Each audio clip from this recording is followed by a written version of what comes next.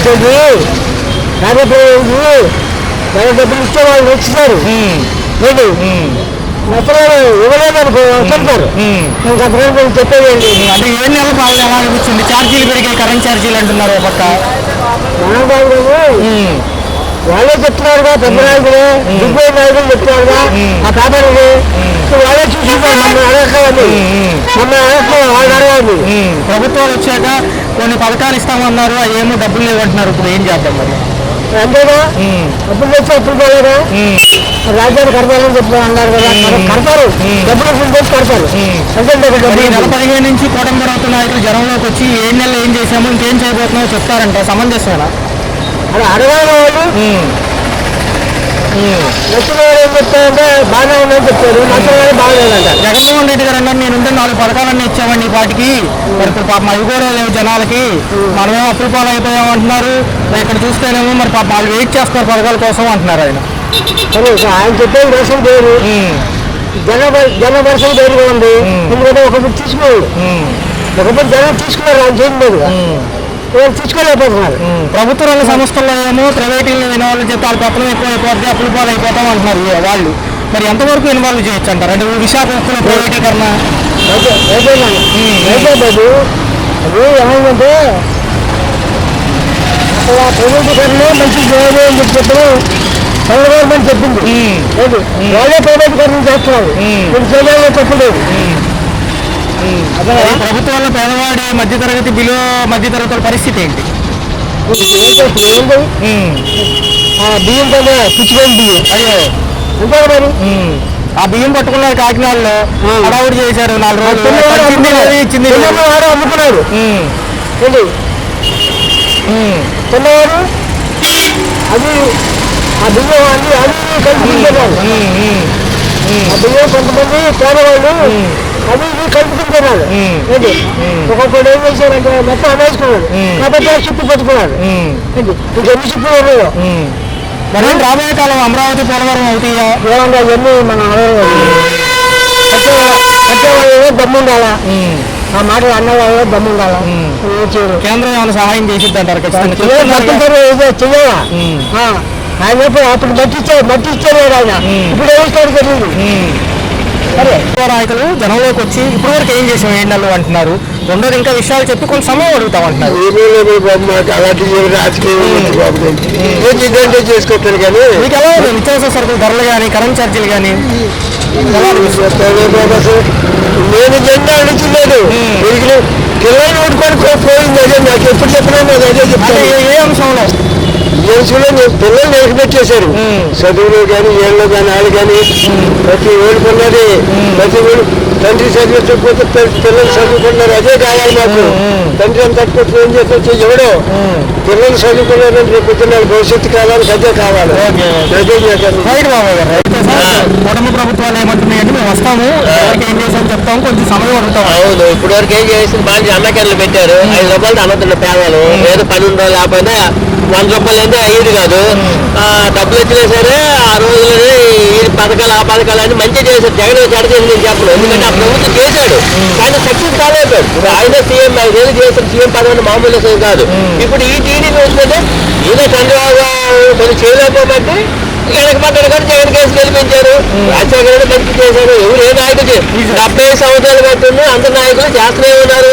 అన్ని దేశాలు ముందుకెళ్తే ఇంటికి వెనకబడిపోతుంది. ఇండియాలో పంటలు అంటే మనలో లోపాలు ఎక్కడ ఉన్నాయి, ఏవి ఎక్కడ ఎలా ఉన్నాయి, ప్రజలు ఎలాంటి ఆలోచిస్తారు, పిల్లలకి ఏం కావాలి, అందరూ బాగుంది అనుకుంటారు. మీరు కూడా బాగా మంచి బట్టలు వేసుకుని ఇసులు బట్టలు 4 తిరగాలి అనుకుంటారు. నాకు 62 సంవత్సరాలు తిరుగుతాను, నా ఏమి నాకేం రోగాలు లేవు. ఎందుకంటే నేను చిన్నప్పటి నుంచి కష్టపడి తెలుసుకున్నాను కాబట్టి 5 ఏళ్ళు తిరుగుతాము. అన్ని విమర్శించుకుంటూ పోతాం. ఎందుకు పనికిరాడు కూడా ఆ సీఎం కోసం విమర్శిస్తూనే ఉంటాడు. వాడు బతికాడు లేదు కానీ సీఎం పిఎం చేసి వాళ్ళే ఐఏఎస్ ఐపీఎస్ అంతా కూర్చొని చేసింది వాళ్ళ తెలివితేటలు పెద్ద పెద్ద నాయకులు పెద్ద మేధావులు ఈ దేశాలు బాగు చేయాలని చూస్తుంటే వాళ్ళ అమ్మాయికి వాళ్ళు ఎక్కడి నుంచి అంతా ఆడింది పనికిరాడు చేసేది. అందరూ కష్టపడ్డారు, అందరూ బాగు చేయాలని దేశం చూస్తున్నాం. మన ఇంటే బాగోవాలి, మనంతా బాగోవాలి, అందరూ చూస్తున్నారు. అందరికీ కావాలి, అన్ని కావాలి, అన్ని ఎత్తలేగా పండు తినేలేం కదా. అవును, అలాగే దానికోసం టైం పడుతుంది. బాగా తినేయాలి పండు, ఇది అయిపోవాలి రావాలనేది ఏమైనా సరే కష్టపడకంటే రాదండి. మాజీ ప్రభుత్వ మంత్రులు ఏమంటున్నారంటే మేము వస్తాం రానియండి. ఏ ప్రభుత్వం బాగు చేయమని ఎంత దేశానికి ముందుకు వెళ్ళిపోతున్నాయి. మనకి 12 ఏంటి, మనకాడ లేనిదేంటి వాళ్ళకి నేను చెప్పండి. వాళ్ళ వల్ల కరెన్సీ ఉంది, మనకాడ నిత్యావసరాలు అన్నీ ఉన్నాయి. ఈసారి ఏది లేదు సార్. మీరు అడిగేది వాళ్ళు మీరు ఏమంటారు సార్? అవన్నీ మీరు ప్రజల అభిప్రాయాలు ఏంటి సార్? మీ మంత్రి అభిప్రాయం ఏంటి? ఏం చెప్పదలుచుకుంటారు, ఏం చేయాలనుకుంటారు? కరెంట్ ఛార్జీలు ఏమంటారు? ఏం సార్ తప్పదు, అది పంచలేదు. ఇప్పుడు మనది కాదు కదా, మన ఇంట్లో కదా నాకు ఒకసారి కొనుక్కొని ప్రజలు కావాలి. ఇప్పుడు అక్షయ పాత్రలో 50 రూపాయలకు పోతుంటే 5 రూపాయలు కడుతున్నాం, 40 రూపాయలు ప్రభుత్వం భరిస్తుంది. అది తెలియాలి సామాజికి. సామాజిక అంతేపు నాకు అది ఇల్లు లేదు, వాకలు లేదు, అవి లేదు, అది తెలివి అనుకుంటారు. అన్నీ అనుకుంటారు. ప్రతి మనిషి అలాగే అనుకుంటాడు, కానీ నేను ఇలా ఉండాలి అనుకోడు. వాళ్ళు కూడా ప్రయత్నిస్తున్నారండి. అంత నాయకులు కష్టపడి చేస్తారు డెవలప్ చేయడానికి. ఎవరు వచ్చినా మంచిదే, ఎవరు చేసినా మంచిదే. 62 అయింది నాకు ఇప్పుడు ఇంకొక ఏ రోగం రాలేదండి. భగవంతుడు ఇచ్చిన ఆరోగ్యం మంచి కోరుకుంటామండి. మీడియా వాళ్ళు ఇప్పుడు మేమంటే మీడియా వాళ్ళు మీరేం చేస్తున్నారు? ఎంతండి ఇప్పుడు అంత ప్రజలు తెలియవచ్చు. మీడియా ఎంత తప్పు చేస్తున్నారు. మీడియా ఈ మీడియా తప్పు చేయట్లేదండి బాబు. ప్రతి విషయాన్ని కూడా కళ్ళ కట్టినట్టు చూపిస్తున్నారు. మీడియా లేకపోతే మరికొన్ని అంశాలలోకి వెళ్దాం సార్. విశాఖ ఉక్కుకు సంబంధించి ఏదైతే ప్రైవేటీకరణ ఎంతవరకు సమంజసం అంటారు? అంటే అప్పులో ఉన్నారంటున్నారు కదా సంస్థలన్నీ కూడా. ప్రతి దానికి ఒక సొల్యూషన్ ఉంటుందండి. ప్రతి దానికి ఒక ఆలోచన ఉంటుందండి. ఇప్పుడు మీరు నేను మాట్లాడినది చిన్న విషయాలు కాదు, పెద్ద విషయాలు సార్. అవి ఎంతో మంది కూడా ఇలా చేద్దాం అలా చేద్దాం అనుకుని ముందుకు వెళ్తారండి.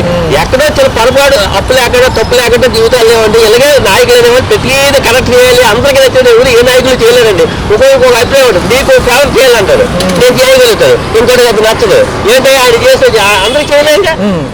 అలాగే ఇప్పుడు ఏ నాయకులైనా ఎవరు వచ్చినా ఎంఈడీ అయినా ఎవరైనా సరే మంచిగా చేయాలి, బాగోదు అనుకుంటారు.